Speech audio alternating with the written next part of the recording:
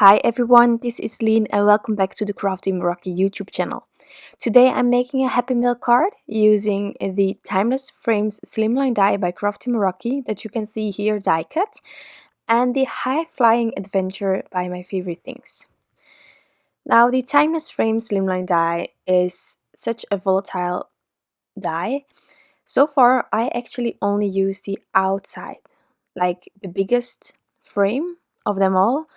And I saw so many wonderful inspiration by you, but also by the design team, that actually every frame inside of this die set is just amazing. So I decided to give them all a go.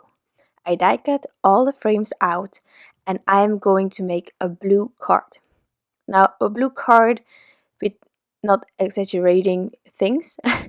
I will keep some parts white, but I really wanted to have all these frames in a really powerful blue, and then afterwards I decided on my Copic markers for the images, and just all was based on the idea of a blue card. So the distressings that I'm using today are Chipped Sapphire, Blueprint Sketch and Salty Ocean, and these are actually three colors that I don't use enough. I realized that while I was making this card, they don't get the attention that they deserve, because these blues are so rich and powerful, and I always go to specific colors, maybe you too, but if you have some distress inks or other inks that you barely touch, maybe it's time to do so, because you will be amazed by the colors that you have in your craft room and that are sort of neglected. So I'm just ink blending my way onto these frames, not doing anything fancy. I just want to have a nice color on these frames. You can also just die cut these frames out of colored cardstock if you want to, but well, I just wanted to use these inks, so I did that, and I'm just working my way around. So with that being done, I could continue with my images. So I have selected a few images. Well, actually I will only use this plain with two critters on, but I also colored in the clouds because I wasn't sure whether I was going to use those or not, and in the end I didn't end up using them. But I have them and I keep them on the back of my stamp set for maybe a next card where I need a cloud. So I'm coloring these two hairs the same way, just keeping the coloring simple because well, simple, just I mean the amount of color combinations, because this plane is going to be a really bright vibrant blue, and I just thought that there was already going to be enough color for this image. So I'm using here the E18, E15, E33 and E53 to color in these critters, and I just think this stamp set is the cutest ever. I just adore it. So once they were done, I decided on starting on the airplane, didn't knowing which color I was going to use on the clothes that the critters are wearing. So I just started with these blues. And actually this isn't the darkest one that I used. But again, the B18, B16 that I'm using today, colors that I barely touch, and it's stupid because these are gorgeous blues. And I just think that they fit so well with the colors that I decided on for the distress inks. So I'm happy that I used them. Now I have a color combination to use them with. And that's always handy if you have some markers that you're not using. Just check online, maybe you find a color combination that you like.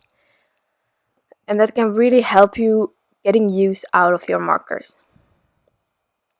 So I ended up taking the B99, as you can see here, and darkening even more the bottom of the airplane.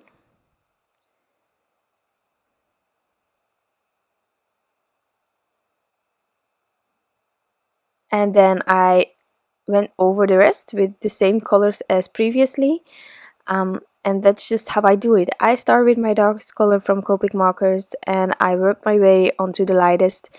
I'm coloring on Transotype perfect coloring paper, which allows me to add lots and lots of layers if I need to of Copic markers without bleeding or anything like that.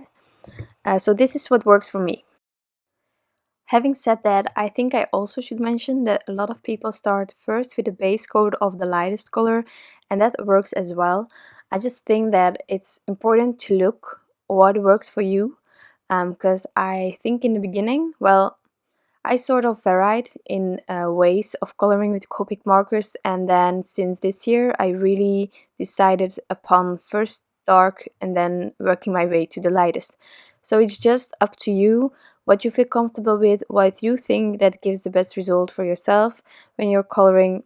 That's what you should do, because it's all about having fun, relaxing, and having, of course, a lovely result that you think of yourself and being happy with what you created.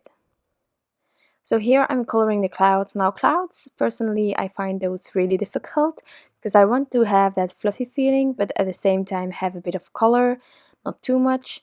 So what I do then is just add a bit of my color that I want. And then where I didn't add any color there, I start with my colorless blender and sort of touch the edge of the color. So this way I hope to get that nice transition between the color and the white of the cloud itself. Sometimes it works, sometimes it doesn't. I think it also depends on the darkness of the color that you're using. But definitely an idea if you didn't try it yet and you also struggle with clouds. It's something that most of the time works for me.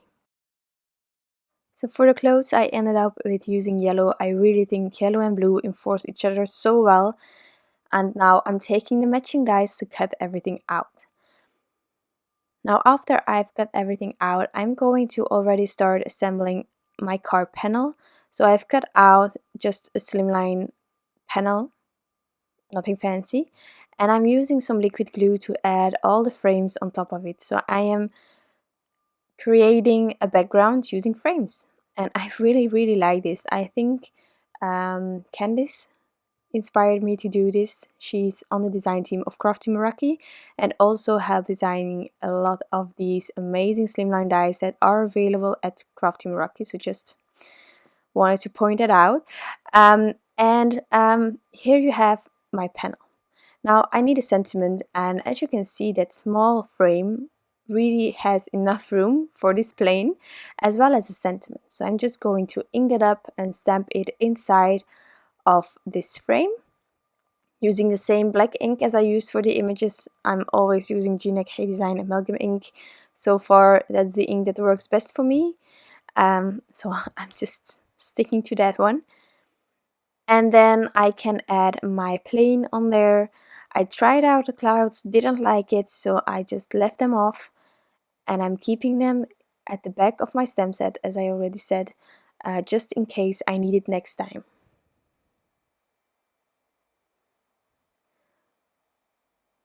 So I'm filling this image completely at the back with foams, and these are the thin foam squares from Scrapbook Adhesives. And I'm just going to add this adorable plane on my panel. And now I tried those clouds. Well, those didn't work. With the details of the frame, I just didn't like adding another fluffy item. So I decided upon using these adorable heart droplets, just a few, not too much, keeping this card simple with all the blues. And then the only thing left to do is to add this panel onto a card base, and therefore I just prefer using some Brit adhesive roller or an adhesive roller, in this case Paradise. That helps me. You can still move it if you want to, if you didn't press it too hard, and at the same time it won't be oozing or coming through your panel that you added. So this is my card. I hope that you like it, of course, that you enjoyed seeing all the blues come to life on this card. Thank you so much for stopping by and taking the time. I hope you have a wonderful day left, and I'll see you soon with some new crafty inspiration. Bye!